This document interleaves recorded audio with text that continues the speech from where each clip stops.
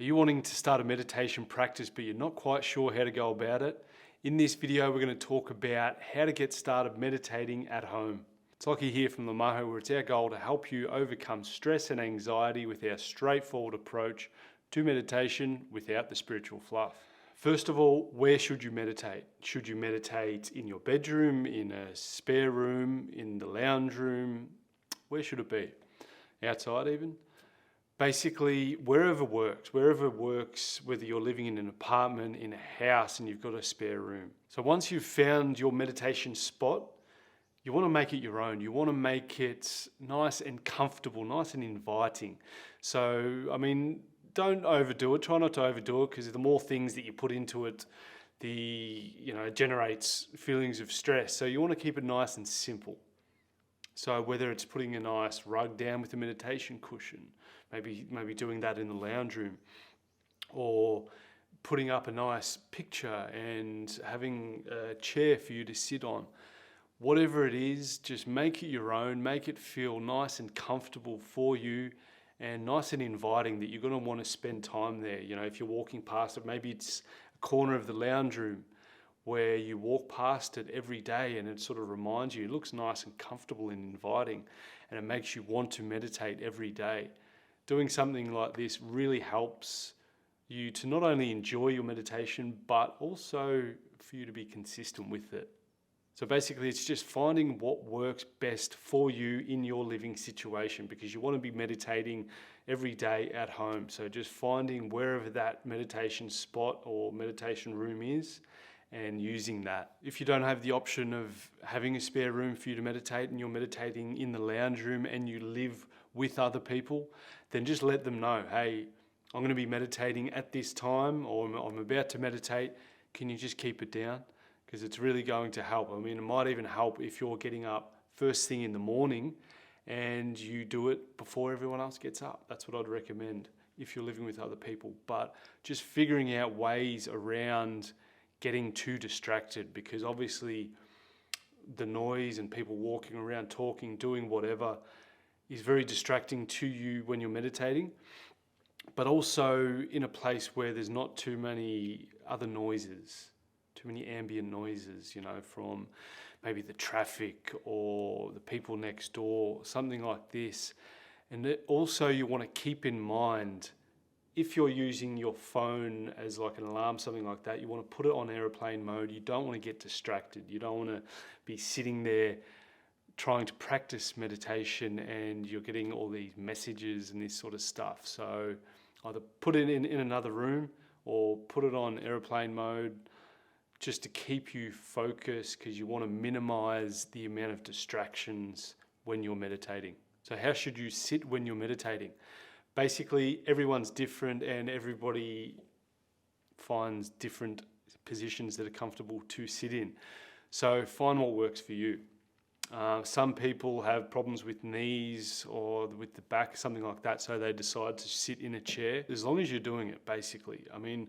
For myself, I prefer to do it a more traditional way of just sitting with my sort of legs folded. I'll show you in another video of how exactly you can sit in the most comfortable way. But the reason I do this is I want to, whether you're sitting just upright, crossing your legs, or you're sitting in a chair, you want to sit and keep your back nice and straight, ideally supported by yourself. If you have too many issues with it, you can sort of lean back into it. But the idea, you want to keep your back straight, and if you're supporting your back yourself, it helps to keep your mind focused, because obviously, you're leaning back, you might be getting a little bit tired or unfocused or sore back, something like this.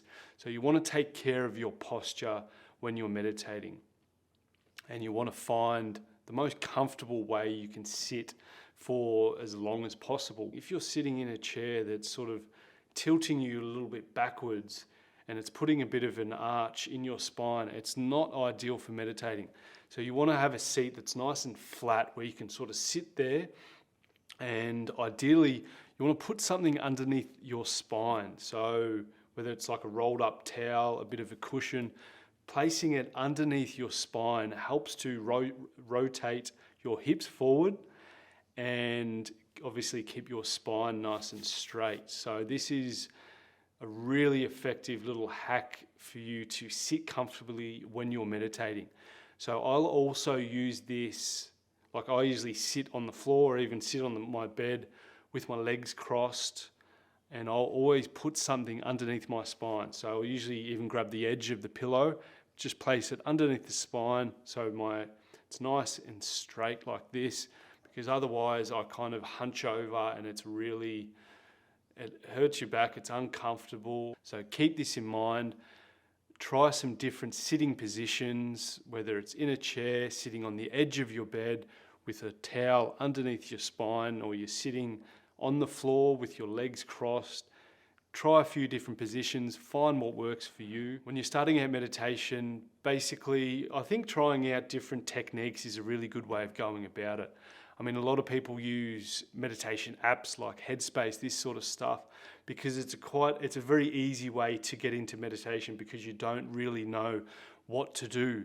So you've got someone sitting there telling you basically what to do, how to meditate, which is really good. It's really good for a lot of people.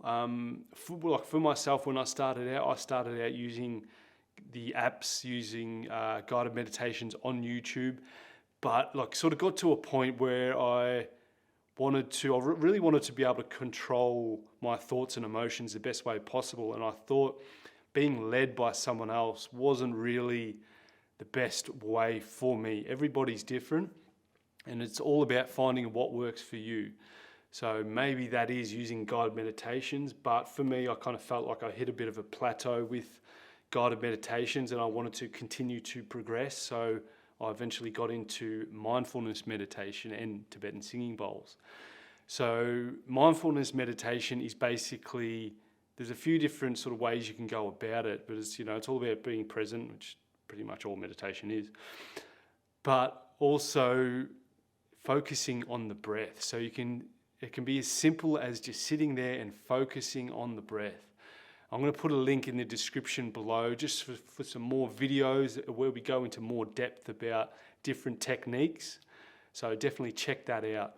Also, leave a comment below with your favorite meditation technique. Love to hear from you. Should you keep your eyes open or closed when you're meditating? Basically, you can do both. There's many different ways you can meditate, but I find it a bit easier for myself to keep my eyes closed, to be able to sort of concentrate. I mean, there is different meditation techniques where you're focusing in on an object. If you want to do that, you can give it a try. But for myself, I find keeping my eyes closed, in most meditation techniques, they recommend keeping your eyes closed when you're meditating.